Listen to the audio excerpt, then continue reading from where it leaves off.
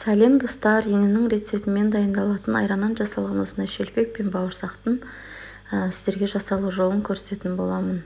Дәмі өте дәмді, ерекше болатын жұмсақ дәмді шелпек пен бауырсақтың рецептін дайындалу әдісі. Ең алдымен жылы айранға сода қосып араластырдым. Ұнды илектен өткізіп, оның үстіне тұз, жұмыртқамызды, шекерімізді салып, сұйық майымызды салып, және айранымызды салып, жұмсақ қылып, жақсылап қамыр иледім.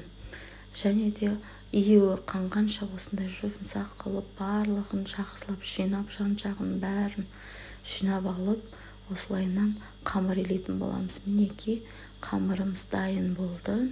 Енді өстіп бетін жауып, 20 минутқа қойып қоятын боламыз. Енді осы 20 минуттан кейін екіге бөліп, бір бөлігін жеті шелпекке, екінші бөлігін бауырсаққа дайындайтын боламыз.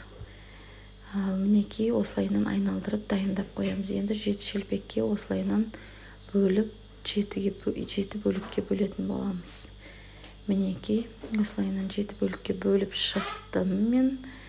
Енді осыны жақсылап домалақ етіп дайындаймыз. Міне осылайынан дөңгелетіп шығамыз.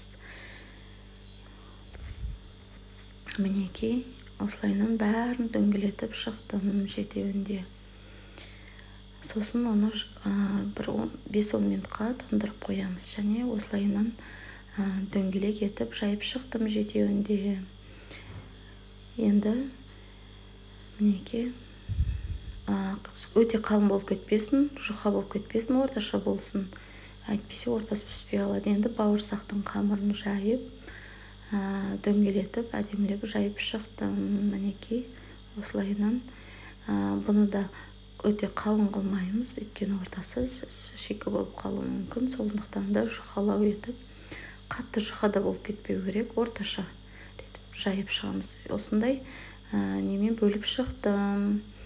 Домалақ қылып бөлдім мен. Осының жанындағыларын алып тастадым, қамырларын. Оны да бөлек бір илеп алып, пісіріп алсаңыздар болады. Осындай қызып тұрған майымызда бауырсақтың екі бетін қыздырып, әдемілеп пісіріп алдым. Мінекей, осылайынан қызып тұрған. Мінекей, осылайынан қып-қызыл болып, әп-әдемі болып піседі, сарғайып. Енді шелпегімізді салып, жеті шелпегімізді осылайынан айналдыра отырып, екі жағын қызарта отырып пісіріп алдым. Мінекей,